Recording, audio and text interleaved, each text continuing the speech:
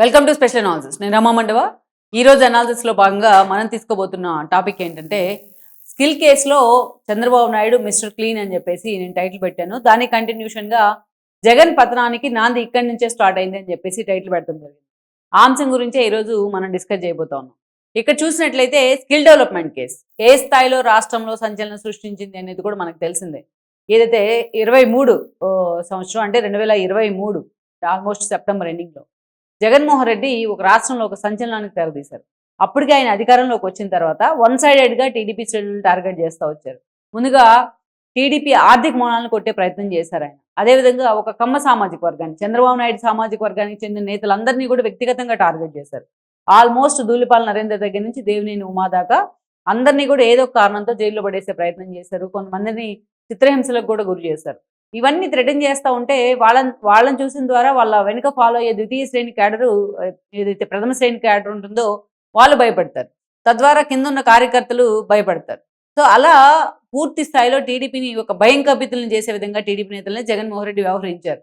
రాష్ట్రాన్ని ఒకవైపు అరాచకం పాలు చేస్తూనే మరోవైపు టీడీపీని కూడా నామరూపాల్లో లేకుండా చేయాలని చెప్పేసి జగన్మోహన్ రెడ్డి ఒక గేమ్ ప్లాన్ తెర మీదకి తీసుకొచ్చారు. అంటే ఒక భయం అనేది టీడీపీకి పరిచయం చేస్తే ఆ శ్రేణులు కానీ తద్వారా నాయకులు కానీ ఎవరు రోడ్డు ఎక్కకుండా ఉంటారు అని చెప్పేసి జగన్మోహన్ రెడ్డి ఆలోచన.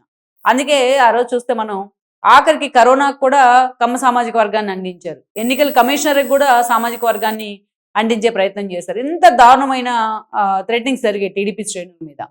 అయినా సరే టీడీపీ శ్రేణులు ఒక ప్రకాశం జిల్లా కేంద్రంగా మండువారిపాలెంలో నిర్వహించిన ఒక మహానాడు ఏదైతే ఉందో టీడీపీ శ్రేణులు కొంత జోష్ నింపింది. అందుకంటే ముందుగా ఏదైతే 11 జిల్లాలను కలుపుతూ పట్టభద్రుల ఎమ్మెల్సీ ఎన్నికలు జరిగాయి. ఆ ఎన్నికల 3 స్థానాలను కూడా టీడీపీ కైవసం చేసుకుంది. అది వైఎస్ఆర్సీపీకి ఒక ఊహించని షాక్. అంతకంటే ముందు ఆ తర్వాత 2 రోజుల్లోనే ఎమ్మెల్యే కోట ఎమ్మెల్సీ ఎన్నికలు జరిగితే 4 ఎమ్మెల్యేలు జగన్మోహన్ రెడ్డికి డబుల్ క్రాస్ చేశారు. ఓటు వేయకుండా ఆయన టీడీపీకి ఓటు వేయడం జరిగింది. ఆ 4ని పార్టీ సస్పెండ్ చేసింది. ఇది ఒక షాకు జగన్మోహన్ రెడ్డికి. సో ఇలాంటివన్నీ కూడా ఒక్కొక్కటికి జగన్మోహన్ రెడ్డికి ఒక థ్రెటనింగ్గా, ఆయన అధికారానికి ఒక మైనస్గా మారుతూ ఉన్నాయి. అలాంటి సందర్భంలో ఏంటంటే ఏదో ఒకటి చేయాలని జగన్మోహన్ రెడ్డి ఆలోచిస్తూ ఉన్నారు. అలాంటి సమయంలో లోకేష్ యోగాలం పేరుతోని పాదయాత్ర స్టార్ట్ చేశారు. అసలు లోకేష్ పాదయాత్ర స్టార్ట్ అయినప్పుడు పాదయాత్ర కంటిన్యూ చేస్తారా లేదా, జగన్మోహన్ రెడ్డి అతను అసలు పాదయాత్ర చేయనిస్తారా అని కూడా అందరూ అనుమానాలు ఉండేవి. ఆ అనుమానాలన్నింటినీ కూడా లోకేష్ పటాపంచలు చేయగలిగారు. ఫస్ట్ కుప్పంలో స్టార్ట్ అయిన ఆయన పాదయాత్ర మొత్తం రాయలసీమ జిల్లాలన్నీ కంప్లీట్ అయ్యేటప్పటికే నిజంగా ఒక జనసంద్రాన్ని అయితే తలపించింది. అదైపోయి నెల్లూరు అండ్ ప్రకాశంకి వచ్చేటప్పటికే లోకేష్ పాదయాత్ర చేయలేదు, ప్రజలే ఆయన నడిపించుకుంటూ తీసుకెళ్లారు. ఇక పల్నాడు ఏరియాకి అడుగు పెట్టేటప్పటికే ఇక నభూతో నభవిష్యత్ అన్నట్టుగా లోకేష్కి ఆ స్థాయిలో రెస్పాన్స్ వచ్చింది. ఆయన కూడా డే టు డే ఎవల్యూట్ అవుతూ వచ్చారు. డే టు డే పూర్తిగా జననాయకుడిగా మారారు. అంతకుముందు చంద్రబాబు నాయుడు కొడుకుగా ఉన్న లోకేష్ ఆయన మీద ఆ ముద్ర తొలగించుకుని పూర్తి స్థాయిలో జనంలోనే ఎమర్జ్ అవుతూ వచ్చారు.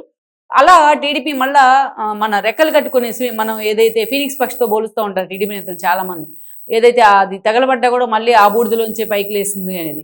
అలాగా టీడీపీ కూడా చిన్నగా ఇలాంటివన్నీ కూడా కొంత బూస్ట్ ఆ పార్టీకి. ఆ సమయంలో జగన్మోహన్ రెడ్డి కొట్టిన దెబ్బల నుంచి అప్పుడప్పుడే కోలుకునే ప్రయత్నం చేస్తుంది. లోకేష్ దానికి కొంచెం ఆ క్యాడర్కి బూస్ట్ ఇచ్చే ప్రయత్నం చేశారు తన పాదయాత్ర ద్వారా.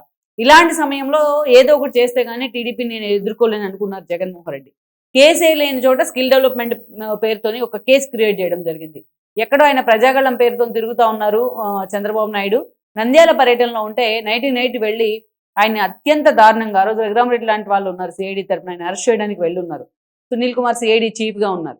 సో అలా వెళ్ళి ఆయన్ని అక్కడి నుంచి ఎన్ఎస్జీ ప్రొటెక్ట్ ఆయన ఉన్న క్యారవాన్ని మొత్తం సౌండ్స్ చేసి బద్దలు కొట్టేసి దమదమ హడావిడి చేసేసి ఎంతసేపు చంద్రబాబు నాయుడు ఆర్గ్యూ చేస్తున్నా కూడా ఆయన్ని ఇంకా సుదీర్ఘంగా ఆర్గ్యూ జరిగినా చంద్రబాబు నాయుడు చివరికి వాళ్ళతో వెళ్ళడానికే ఒప్పుకున్నారు. దారి పొడుగున నంద్యాల నుంచి వస్తూ ఉంటే రాజమండ్రి సెంట్రల్ జైలుకి తీసుకెళ్తా ఉంటే చంద్రబాబు నాయుడిని మొత్తం ప్రజలు ఎక్కడికక్కడ ఆయన క్యాన్వాయ్కి అడ్డుపడే ప్రయత్నం చేశారు. అయినా సరే చంద్రబాబు నాయుడు అందరినీ కూడా ప్రశాంతంగా ఉండండి, ఎలాంటి ఇష్యూస్ వద్దు అని చెప్పేసి అందరినీ అడ్డు తొలగమని చెప్పారు.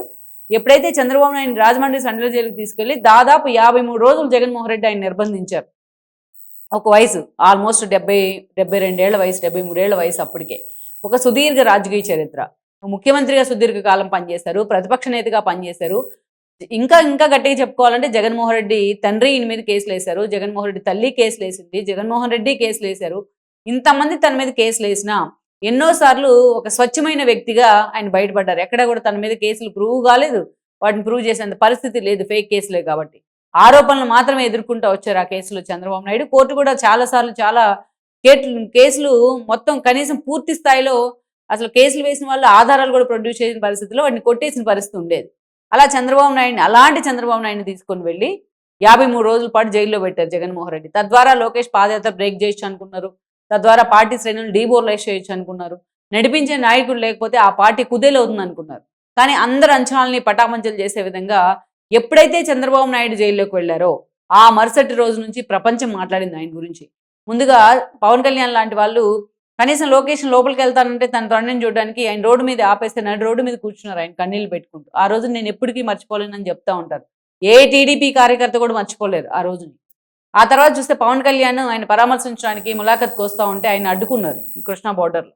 ఆయన రోడ్డు మీద పడుకున్నారు. వెంటనే ఆయన అనుమతించారు పోలీసులు. ఇంకా అది లా అండ్ ఆర్డర్ ఇష్యూ అవుతుందేమో జనసేన కారణంగా అని చెప్పేసి. ఆయన కలిసిన మరుసటి ఆ క్షణమే ఆన్ ద స్పాట్లోనే పవన్ కళ్యాణ్ పొత్తులను ప్రకటన చేశారు. అటు బాలకృష్ణని ఇటు లోకేష్ని పెట్టుకొని. అప్పుడు దాకా జస్ట్ ఉంటాయా లేదా పొత్తులని మాత్రమే డిస్కషన్ జరిగేది.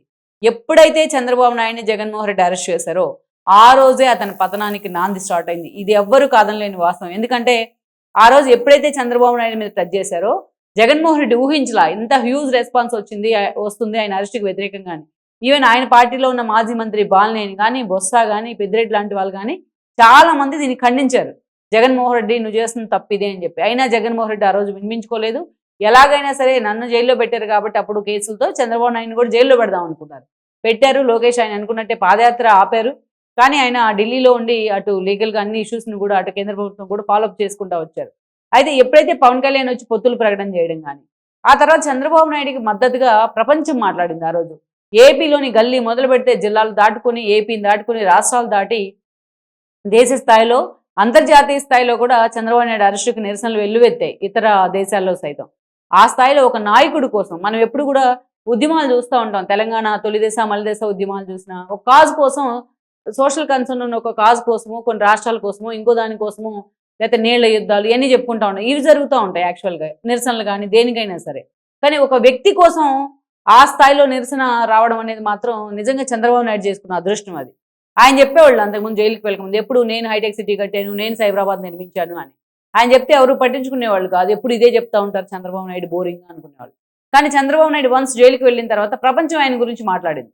ప్రపంచం మొత్తం కూడా చెప్పుకుంది ఆయన ఎలాంటి వాడు అని. ప్రతి ఒక్క ఐటీ ఎంప్లాయీ రోడ్డెక్కే ప్రయత్నం చేశారు ప్లకార్డులు పట్టుకుని. కొంతమంది అరెస్ట్ అయ్యారు. తెలంగాణ ప్రభుత్వం దారుణంగా కేసులు పెట్టింది. చంద్రబాబు నాయుడిని హ్యూమిలేట్ చేసింది.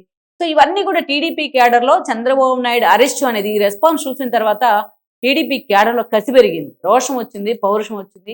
ఇట్స్ లీడ్స్ టు సంవైర్. జనసేన, బీజేపీ అండ్ టీడీపీ పొత్తులు కలవడానికి కూడా ఈ అరెస్టే కారణమైంది.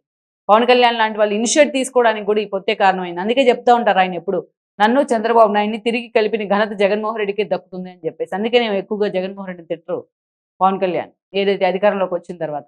సో నిజంగా ఈరోజు 3 పార్టీలు కలిసి అంత హ్యూజ్ మెజారిటీతో అధికారంలోకి వచ్చాయి అంటే అది జగన్మోహన్ రెడ్డి పుణ్యమే నిజంగానే. ఆయనకి వాళ్ళు గ్రాటిట్యూడ్తో ఉండాలి ఈ విషయంలో. మొత్తం ఎప్పుడైతే చంద్రబాబు నాయుడు లోపల పెట్టే ప్రయత్నం చేశారో అప్పుడే జగన్మోహన్ రెడ్డి పత్రానికి ఆ రోజే నాంది పలికింది అనుకోవాలి. మొత్తానికి ఇప్పటికీ జగన్మోహన్ రెడ్డి తన రాజకీయ జీవితంలో చేసిన అతి పెద్ద బ్లండర్ మిస్టేక్ ఏదైనా ఉందని చాలా చేశారు ఆయన. అతి పెద్ద బ్లండర్ మిస్టేక్ ఏదైనా ఉందంటే అది చంద్రబాబు నాయుడు అరెస్టే. అలాంటి కేసులో ఈ రోజున సిఐడి పూర్తి స్థాయిలో ఇప్పటి వరకు ఆయనకు వ్యతిరేకంగా ఎలాంటి ఆధారాలు కూడా సమర్పించలేకపోయారని చెప్పేసి కోర్టులో ఏసీబీ కోర్టుకు వెళ్ళడం జరిగింది. మొత్తం 37 మందిని ఆ రోజు ఆ కేసులో పెట్టున్నారు. సిమెన్స్ కంపెనీ నైపుణ్యాభివృద్ధి సంస్థను ఏర్పాటు చేసిన తర్వాత సిమెన్స్ కంపెనీతో ప్రభుత్వం ఒప్పందం కుదుర్చుకుంది. అంటే ఆల్మోస్ట్ ఆ కంపెనీ 90% ఏదైతే నిధులు పెట్టేలాగా ప్రభుత్వం నుంచి ఒక 10%. అయితే జగన్మోహన్ రెడ్డి వచ్చిన తర్వాత ఏం మాట్లాడారంటే దాంట్లో పూర్తిస్థాయి ఎంక్వైరీ అన్నారు. అక్కడ ఎంక్వైరీ జరగలేదు, ఏది జరగలేదు. ఆ కంపెనీ అసలు ఏం పనులు చేపట్టలేదు, ఏమీ చేపట్టలేదు. ప్రభుత్వం నిధులు కేటాయించింది. చంద్రబాబు నాయుడు ప్రభుత్వం తరఫున వాళ్ళకి 371 crores కేటాయించారు అని చెప్పేసి ఆ నిధులన్నీ కూడా వాళ్ళు డొల్ల కంపెనీలకే కేటాయించుకున్నారు ఆ కంపెనీ ద్వారా అని చెప్పేసి ప్రధాన ఆరోపణ. దాన్ని ఎక్కడైతే నాట్ ఎట్ ప్రూవ్డ్ సిఐడి అదే మెన్షన్ చేసిన పరిస్థితి అయితే ఉంది ఈ రోజున. అంతేకాదు 37 మంది అంటే చంద్రబాబు నాయుడు 37వ నిందితుడిగా ఉన్నారు. దాంట్లో ఆ 37 మంది మీద కేసు కొట్టేయడం జరిగింది ఏసీబీ కోర్టులో. సో మొత్తానికైతే మిస్టర్ క్లీన్గా చంద్రబాబు నాయుడు బయటపడ్డారు. అసలు కేసీలోంచి కూడా కేసు క్రియేట్ చేశారు ఆ రోజు జగన్మోహన్ రెడ్డి. ఈ రోజు ఆ కేసే లేదనేది కూడా తేలిపోయింది. సో మొత్తం చంద్రబాబు నాయుడుతో పాటు మిగిలిన ఎవరైతే ఉన్నారో వాళ్ళు కూడా సిమెన్స్ ప్రతినిధులు కూడా ఉన్నారు దాంట్లో కొంతమంది. వాళ్ళందరికీ కూడా కోర్టు ఈరోజు క్లీన్ చిట్ ఇచ్చిన పరిస్థితి అయితే ఉంది. మొత్తానికి ఒకే ఒక్క కేసు ఈరోజు జగన్మోహన్ రెడ్డి భవిష్యత్తునే కాదు రాష్ట్ర భవిష్యత్తుని కూడా మార్చడానికి కారణమైంది. చంద్రబాబు నాయుడుకి తన జీవితకాలం సరిపోయే ఒక అనుభవాన్ని అయితే ఇచ్చిందనుకోవాలి ఆ కేసు. సో ఇదే జగన్మోహన్ రెడ్డి పత్రానికి నాంది అని అందుకే మనం టైటిల్ పెడుతున్నాం.